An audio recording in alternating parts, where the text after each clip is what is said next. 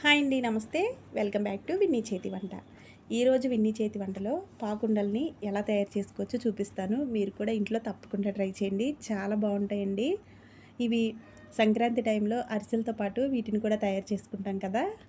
ఇప్పుడైతే ఎప్పుడు కావాలి అంటే అప్పుడు వీటిని ఇంట్లో మనం తయారు చేసుకోవచ్చు. మరి వీడియో అయితే ఎక్కడ స్కిప్ చేయకుండా చూసేయండి. ఫస్ట్ టైం వీడియో చూస్తున్న వాళ్ళైతే మా ఛానల్ని సబ్స్క్రైబ్ చేసుకోండి.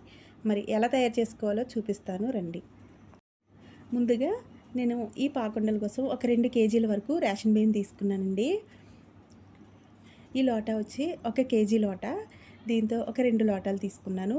నేను ఈ బియ్యం అయితే రాత్రి నానబెట్టుకున్నానండి, మీకు చూపించడం కోసం ఇది మళ్ళా ఈ విధంగా చూపిస్తున్నాను. ఇవైతే నేను రాత్రే నానబెట్టేసుకున్నానండి, ఉదయం పూట మీకు చూపిస్తున్నాను. ఇవి శుభ్రంగా ఒకసారి కడిగేసుకోవాలి. ఈ బియ్యాన్ని మనం 3 రోజుల పాటు నానబెట్టుకోవాలండి. ఇలా నానబెట్టుకోవడం వల్ల పిండి అనేది చాలా బాగుంటుంది. పప్పలు కూడా ఈ పాకుండలు అనేవి చాలా బాగా వస్తాయి. ఇలా రోజుకి 2 పూటల ఉదయం సాయంత్రం కూడా ఈ బియ్యాన్ని శుభ్రంగా కడిగేసుకోవాలి. మనం ఎంత శుభ్రంగా కడుక్కుంటే బియ్యం అనేది అంత బాగుంటుంది. లేదంటే పులిసిన వాసన అయితే వస్తుంది మనం పిండి పట్టించుకునేటప్పుడు.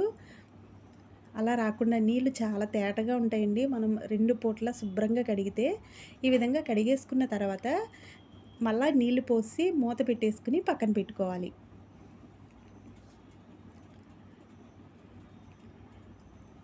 మనం ఈ విధంగా నీళ్లు పోసేటప్పుడు పైన నురగ తేలకుండా ఉంటే మనకి పిండి అనేది, బియ్యం అనేవి చాలా పర్ఫెక్ట్గా మనం శుభ్రం చేస్తున్నట్లు.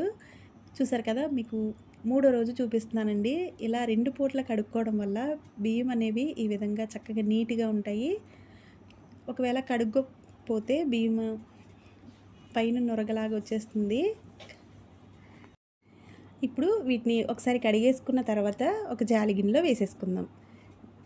చూసారు కదా ఎంత చక్కగా ఉన్నాయో. బియ్యం అయితే శుభ్రంగా కడగాలండి. బియ్యాన్ని 3 రోజులు నానబెట్టుకుంటాం కాబట్టి నీట్గా కడిగితే మనకి ఈ పాకుండలు అనేవి చక్కగా వస్తాయి. ఇలా కడిగేసుకున్న తర్వాత ఒక జాలి గిన్నెని తీసుకోవాలి. ఇప్పుడు ఈ విధంగా ఒక గిన్నెలో ఇలా పెట్టేసుకుని మనం కడిగి పెట్టుకున్న బియ్యాన్ని ఈ విధంగా వాష్ చేసుకోవాలి. నీళ్ళన్నీ పూర్తిగా కిందకి వాడిపోవాలండి. బియ్యం అనేవి పూర్తిగా ఆరిపోని అవసరం లేదు, నీళ్ళు మొత్తం కిందకి వాడితే సరిపోతుంది. ఇప్పుడు నేను వీటిని మిల్లుకైతే తీసుకువెళ్ళానండి. ఇలా మిల్లులో పట్టించుకుంటున్నాను. మీరు తీసుకునే బియ్యం కొంచెమే అయితే మిక్సీ పట్టేసుకోవచ్చు.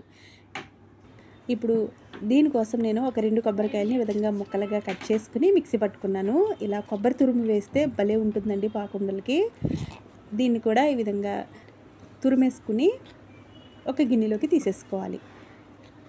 ఇప్పుడు దీన్ని కూడా పక్కన పెట్టుకున్న తర్వాత ఈ పాకుండలకి 2 కేజీల బియ్యానికి 1 బెల్లాన్ని ఈ విధంగా దంచుకుని ఒక మందపాటి గిన్నెలో వేసేసుకోవాలి. తర్వాత ఒక టీ గ్లాస్ నీళ్లు పోసి ఈ బెల్లాన్ని ఈ విధంగా కరిగించుకోవాలి.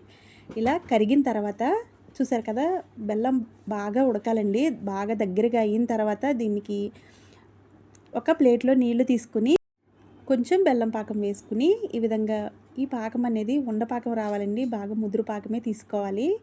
ఆ వీడియో క్లిప్ అయితే మిస్ అయింది. తర్వాత దీనిలో దంచి పెట్టుకున్న 4-5 యాలకులను వేసుకున్న తర్వాత దీనిలో మనం ముందుగా మిక్సీ పట్టుకున్న కొబ్బరిని అయితే దీనిలో వేసేసుకోవాలి. పచ్చి కొబ్బరి కాబట్టి ఎక్కువసేపు ఉడకవసరం లేదండి.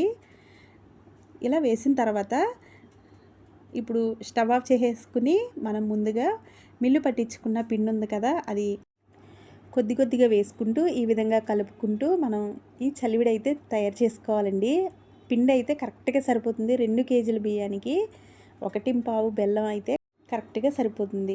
ఇప్పుడు ఈ విధంగా కొద్ది కొద్దిగా పిండిని వేసుకుంటూ మొత్తం అంతా కలిసేలాగా కలుపుకోవాలి. ఇలా చలివిడి అయితే రెడీ అయిపోయిందండి. ఇప్పుడు దీనిలో కొద్దిగా నెయ్యి వేసుకుని ఈ విధంగా స్ప్రెడ్ చేస్తే మనం పాకుండలు రెడీ చేసేటప్పటికి ఈ చలివిడి అయితే ఆరిపోకుండా మనం ముందు ఎలా తయారు చేసామో అలాగే ఉంటుందండి. మూత పెట్టేసుకుని ఇప్పుడు స్టవ్ వెలిగించుకుని కొద్దిగా వెడల్పాటి కడాయి పెట్టుకుని దీనిలో ఆయిల్ వేసుకోవాలి. నేను ఇక్కడ వేరుశనగ నూనె వేసుకున్నానండి. ఇలా కొద్దిగా చలివిడిని ఇలా ప్లేట్ మీద వేసేసుకుని మీకు ఏ సైజు కావాలంటే ఆ సైజు పాకుండల్ని ఈ విధంగా నూనెలో వేసేసుకోవాలి. నూనె అనేది మరీ ఎక్కువగా వేడవకూడదండి, పైన మాడిపోయి లోపలైతే ఉడకదు. కాబట్టి మరీ ఎక్కువగా వేడి చేయకుండా లో టు మీడియం ఫ్లేమ్లో వీటిని మనం డీప్ ఫ్రై చేసుకుంటే పాకుండలు అయితే రెడీ అయిపోయిందండి. చూసారు కదా, ఈ విధంగా కలర్ వచ్చిన తర్వాత వీటిని ప్లేట్లోకి అయితే తీసేసుకోవాలి. అంతేనండి, పాకుండల రెసిపీ అయితే రెడీ అయిపోయింది. మీరు కూడా ఇంట్లో తప్పకుండా ట్రై చేసి మీకు ఎలా వచ్చిందో కింద కామెంట్ చేయండి.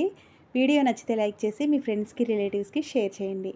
ఇలాంటి మరిన్ని వీడియోస్ కోసం మా ఛానల్ని సబ్స్క్రైబ్ చేసుకోండి. Thank you for watching.